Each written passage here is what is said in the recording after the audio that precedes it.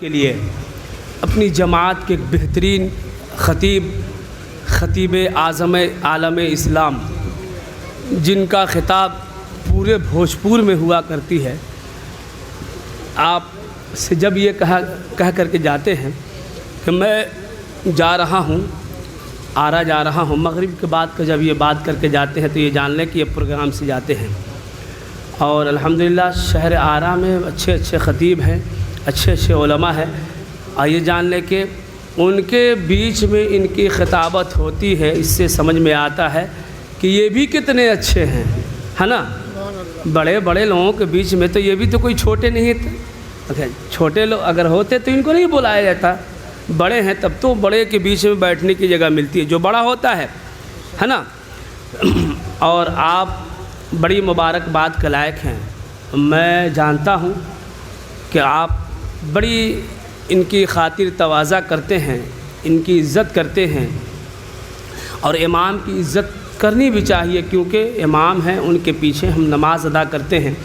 امام اگر ناراض ہو جائے گا تو آپ لاکھ سجدہ پہ سجدہ کر لیں، قابل قبول نہیں ہوگا آپ کا سجدہ۔ اور جس محلے سے خوش ہو کر کے امام رہتا ہے نا، اس محلے میں خیر و برکتیں ہوتی ہیں، اللہ کی طرف سے برکتیں نازل ہوتی ہیں۔ اللہ اپنے فرشتوں کو حکم دیتا ہے کہ جا میرے رسول کا جو علمبردار ہے، جو دین کا کام کر رہا ہے، رسول اعظم صلی اللہ علیہ وسلم کے راستے کو، میرے دین کو پھیلا رہا ہے، بتا رہا ہے، جو ہمارا حق فیصلہ ہے اس فیصلے کو لوگوں تک پہنچا رہا ہے۔ اب وہاں کے لوگ خوش ہیں اس آدمی سے، اس آدمی کو احترام کر رہے ہیں، اس آدمی کا دل سے محبت جتا رہے ہیں، تو جاؤ اس بستی میں دعائیں ہے اور تم بھی دعا کرو، اور امام تو کر ہی رہا ہے، اور یہ بھی کہہ دو کہ ہم پورے بستی والوں کو بخش دیے۔ ایسا بھی ہے، اور الحمدللہ یہاں کے لوگ بڑی خوش نصیب ہیں کہ اتنے اچھے امام پائے ہوئے ہیں، اور آج سے نہیں تقریباً 14 سال ہو گئے آپ کے بستی میں ان کو رہتے ہوئے۔ آپ اس کا مطلب ہے آپ بھی ان کو محبت سے رکھتے ہیں اور یہ بھی آپ سے محبت کرتے ہیں، تب تو یہ 14 سال سے آپ کے اور ان کے بیچ ایک رشتہ بندھا ہوا ہے۔ اللہ کرے کہ تا زندگی یہی رشتہ قائم و دائم رہے۔ اور میں اب ان سے گزارش کر رہا ہوں کہ آپ کرسی خطابت کے لیے تشریف لائیں اور اپنی نورانی، حقانی، عرفانی، قرآنی بیانات سے ہم سامعین کے قلوب کو منور و مجلہ فرمائیں۔ ذرا کہہ دے سبحان اللہ، نعرہ تکبیر، نعرہ رسالت، نعرہ رسالت، جشن عید میلاد النبی، جشن عید میلاد النبی، علماء اہل سنت، علماء اہل سنت، نعرہ تکبیر، نعرہ رسالت۔ میں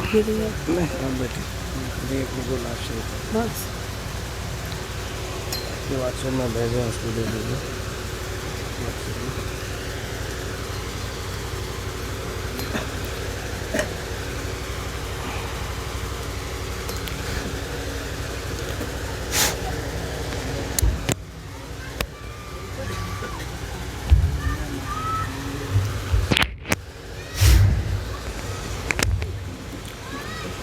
محترم سامعین کرام اور اسٹیج پر بیٹھے ہوئے ساتھی محترم اور سامعین مجمع، السلام علیکم ورحمۃ اللہ وبرکاتہ۔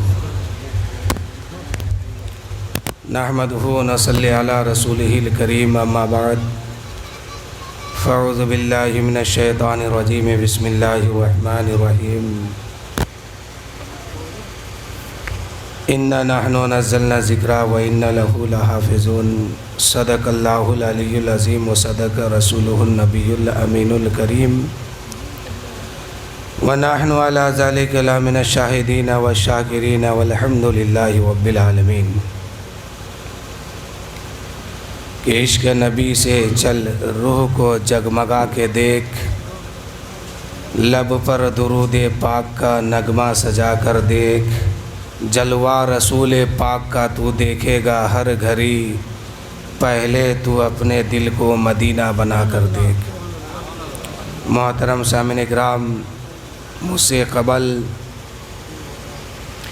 ایک تقریر ہو چکی ہے اور ایک شاعر اسلام بھی آپ کے سامنے موجود ہے۔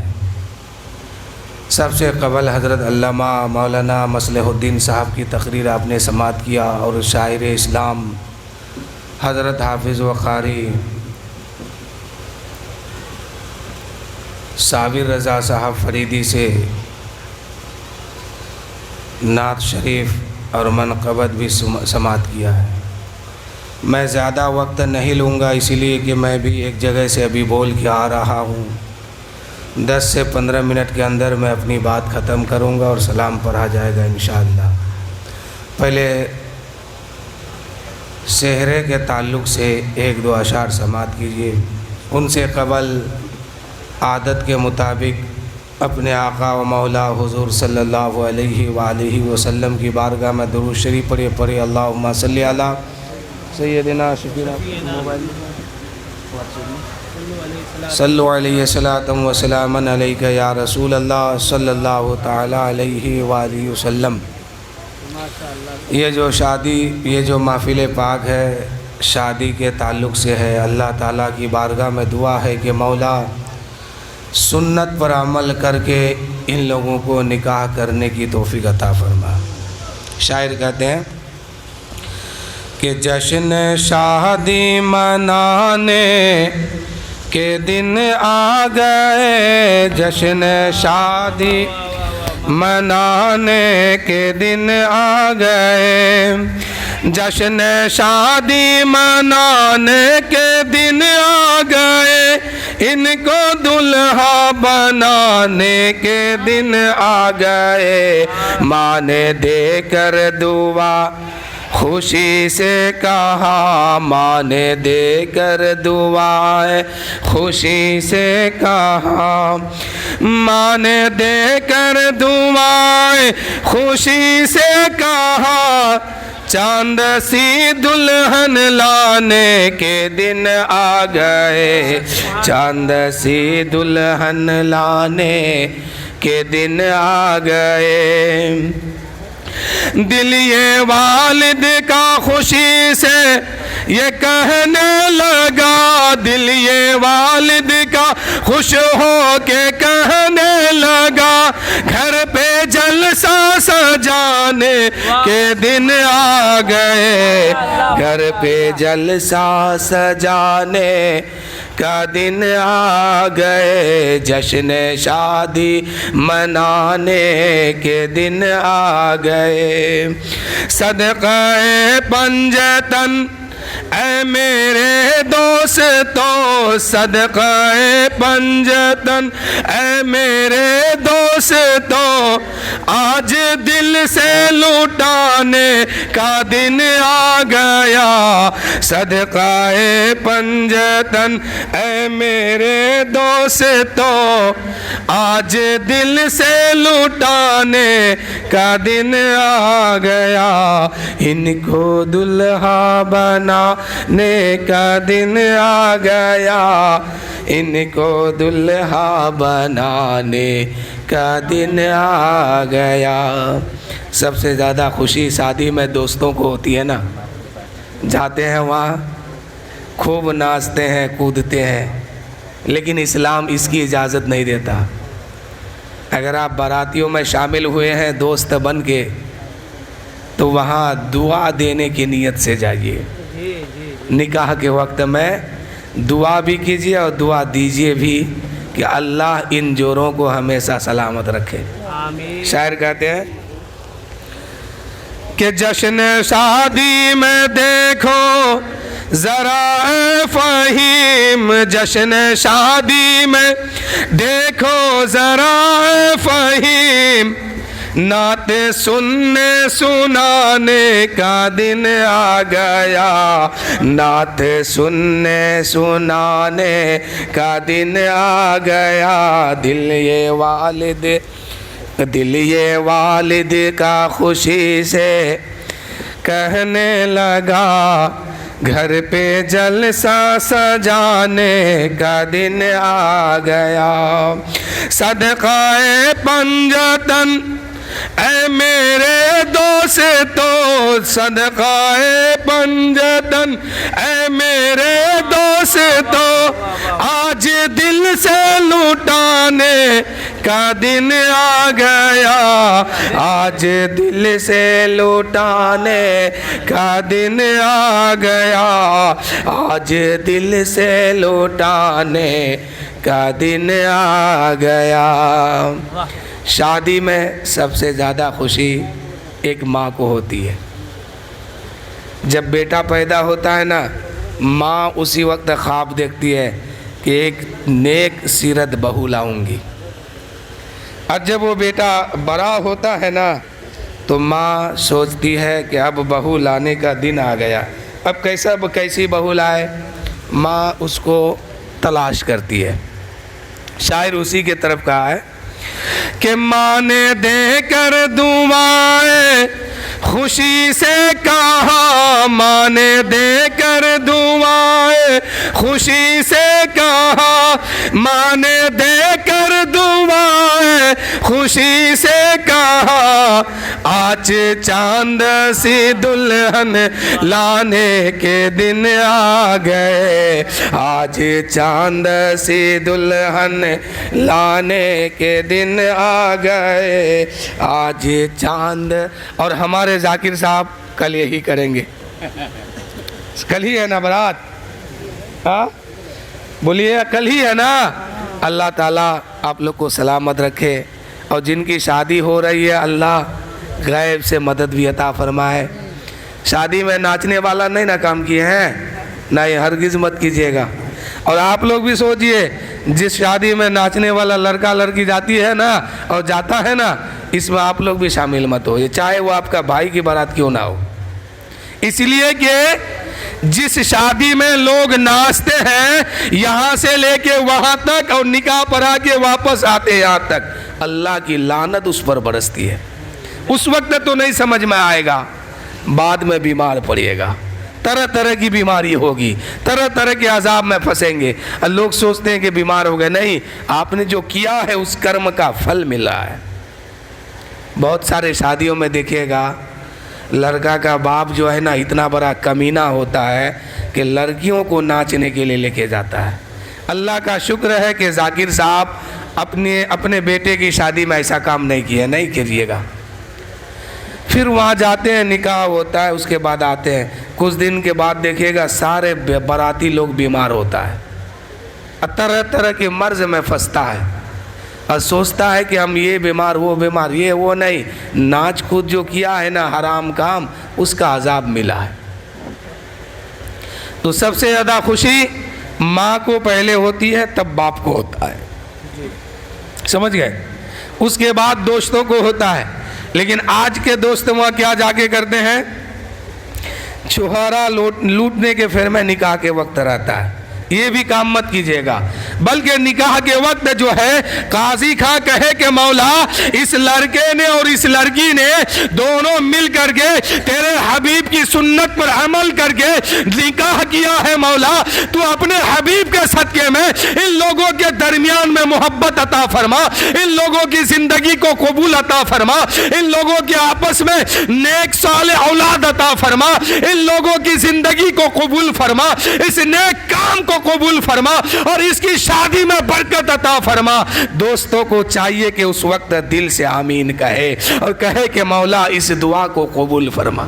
کہیے گا نا، چھہارا بعد میں کھائیے گا، پہلے دعا کیجیے گا۔ شاعر کیا کہتے ہیں جی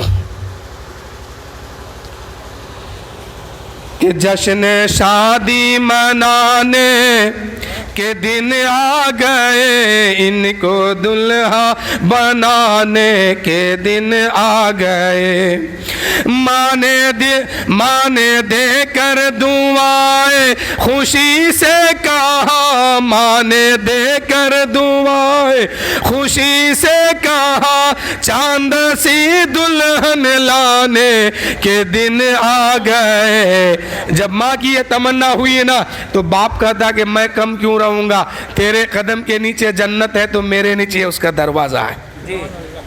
باپ کہتا ہے کہ تو دلہن لانا چاہتی ہے نا تو میں خاموش کیوں رہوں گا، تیرے قدم کے نیچے جنت ہے تو اسی جنت کا دروازہ میرے قدم کے نیچے ہے۔ تو باپ کیا کہتا ہے، سنیے، دل یہ والد کا خوش ہو کہ کہنے لگا، دل یہ والد کا خوش ہو کہ کہنے لگا، گھر پہ جلسہ سجانے کے دن آ گئے، گھر پہ میلاد کرنے کے دن آ گئے۔ اب دوست لوگ کیا کرے گا وہ بھی سنیے کہ صدقہ پنجتن اے میرے دوستو، صدقہ پنجتن اے میرے دوستو، آج دل سے لوٹانے کے دن آ گئے، آج دل سے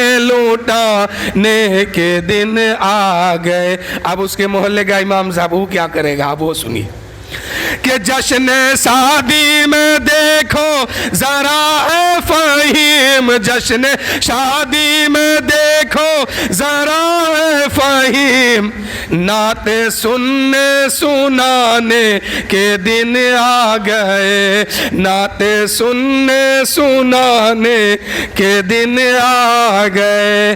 بہت خاموشی سے آپ لوگ سن رہے ہیں نا، اس لیے میں ختم کر رہا ہوں، سمجھ گئے؟ اصل کیا ہے کہ آپ لوگ باجا نیچے رکھ دیے ہیں، ہم پوری طاقت لے کے بول رہے ہیں، آپ لوگ کو پتہ نہیں چلا، پتہ نیچے والے کو چل رہا ہے، اور لوگ اوپر آ نہیں رہا ڈر سے۔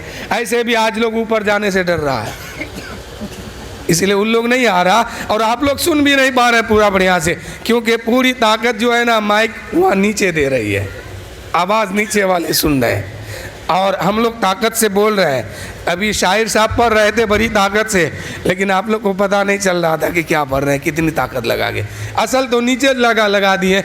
آپ لوگ کبھی بھی میلاد کیجئے نا تو سامنا سامنی کیجئے، چھپنے والا کام نہیں، ورنہ ہم لوگ طاقت لگا کے پڑھتے ہیں، آپ لوگ ہنس کے کھو دیتے ہیں۔